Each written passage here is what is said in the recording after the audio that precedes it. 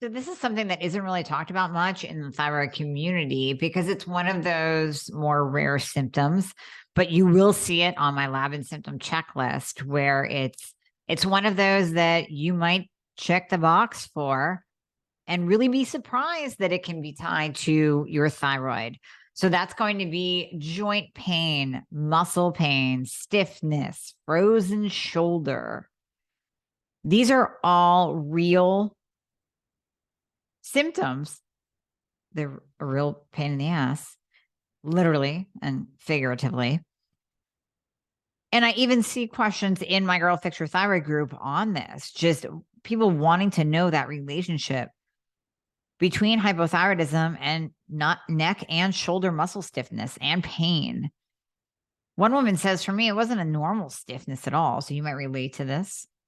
It wasn't a normal stiffness at all. And the pain was only when the affected muscles went from a rest to an active state. Fine when I was at rest, but only kicked up when I was active. It was so extreme before I got optimized, before I got my thyroid optimized, it was hard to get out of bed.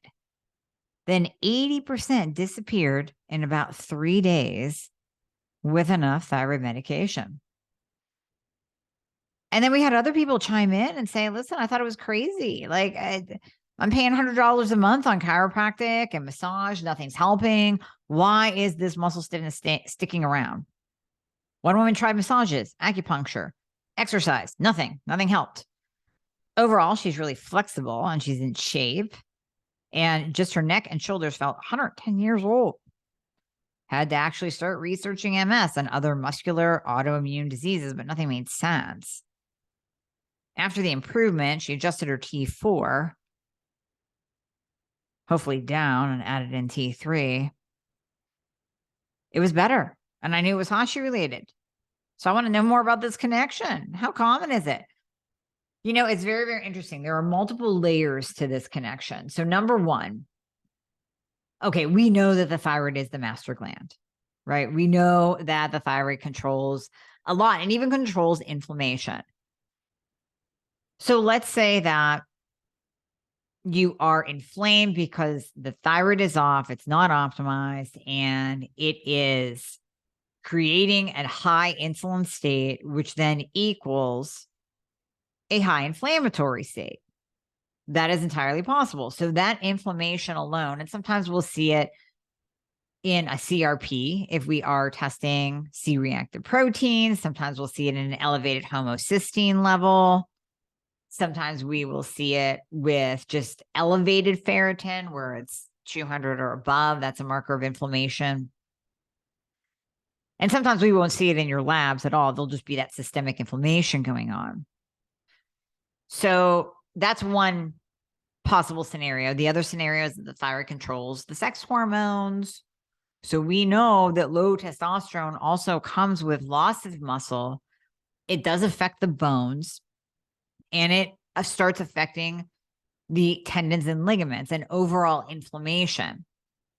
So we can see this on two sides of the testosterone piece. Let's take a bodybuilder that has way too high testosterone levels, and their muscles will grow faster than the joints and ligaments can even catch up.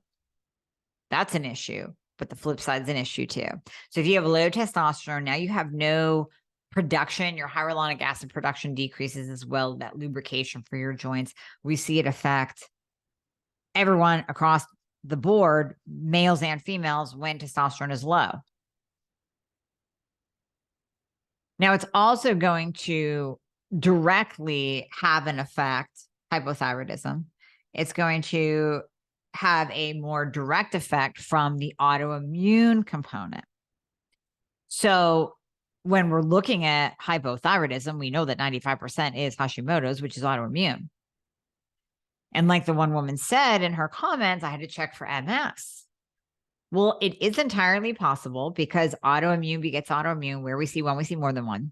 It is entirely possible that having Hashimoto's is going to set you up for, God forbid, MS, lupus. On the lighter side, we'll call it lighter, rheumatoid arthritis.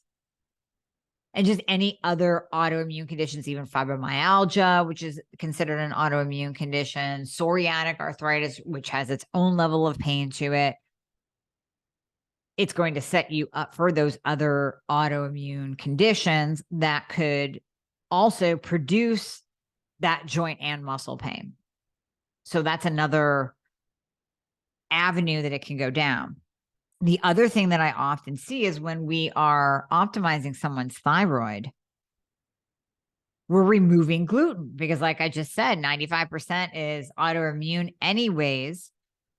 So when we're optimizing someone's thyroid gland, obviously we're going to tell them you have to stop eating gluten because that's just an autoimmune attack mimicker. And it's literally going to kick those soldiers up to go over and attack your thyroid gland. Now you have a lower production of T4 and T3, or you can even have an overproduction of T4 and T3 when that autoimmune attack happens on the thyroid gland, both of which can result in myopathy, which is a muscle disease.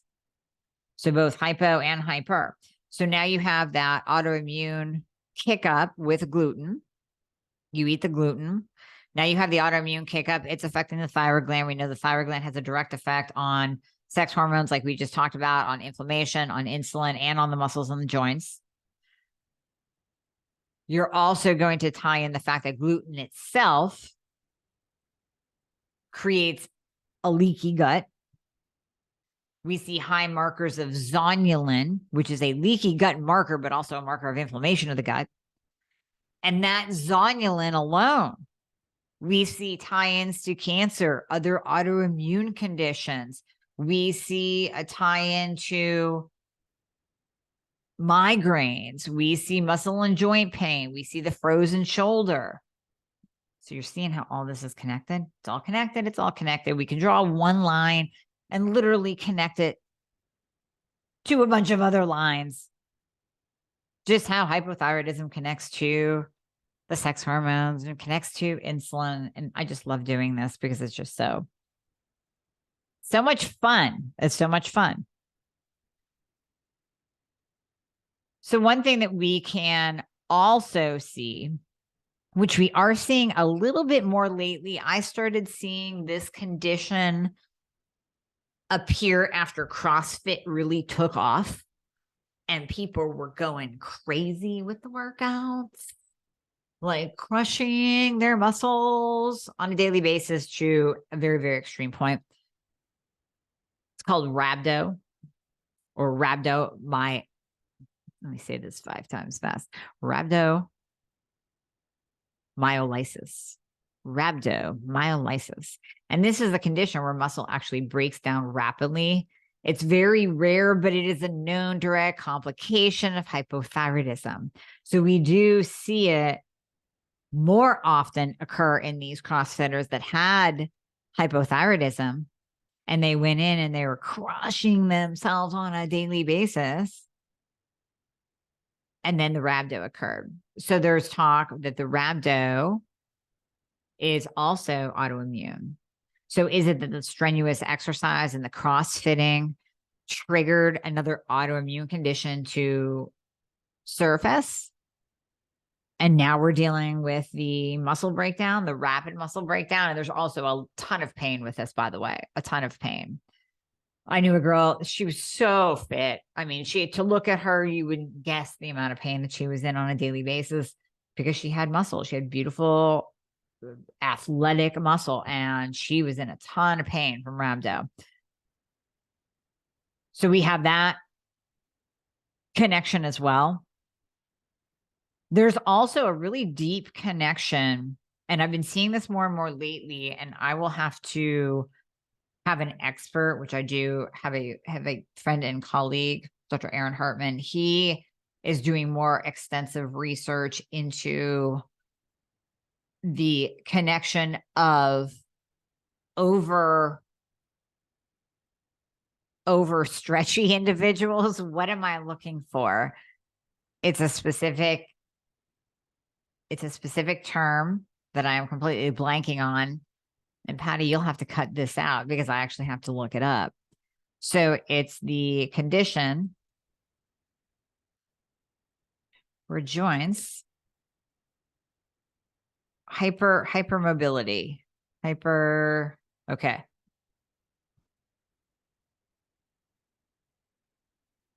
So Dr. Aaron Hartman is starting to look into hypermobility as being a core state for multiple other diseases.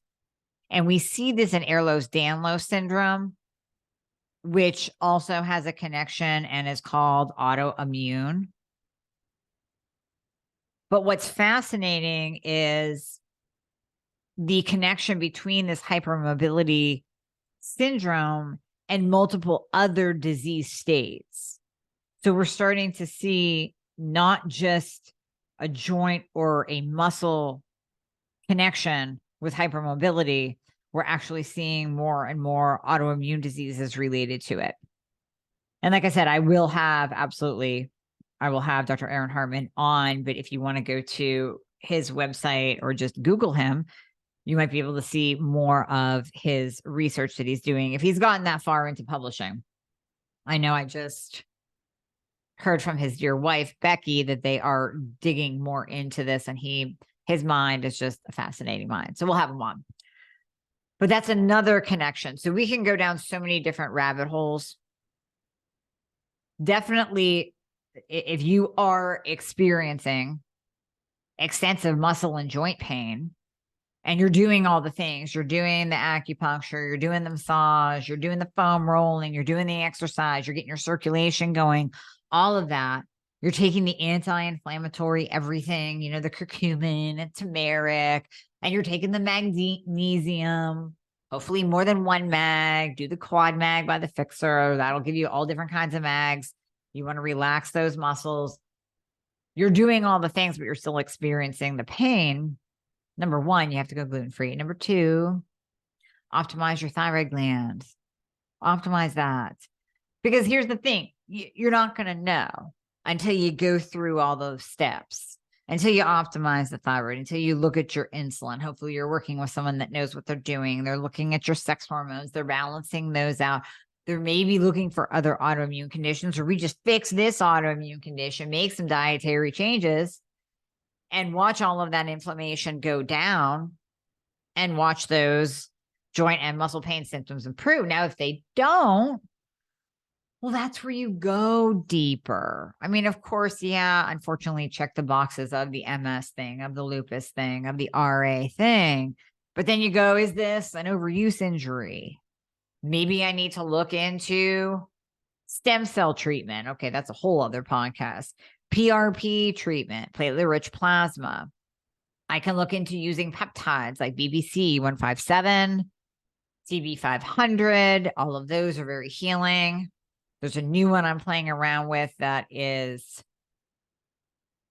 I can't remember the name of that either. It is basically a recovery. So helping with muscle hypertrophy after a workout, but also recovery of tissues and joints. But really, I mean, BPC 157, hands down, I think is the absolute miracle peptide when it comes to any kind of true injury. Now, BPC may or may not help you if the root cause is a thyroid problem, hormone imbalance, but it may still help you in that localized area.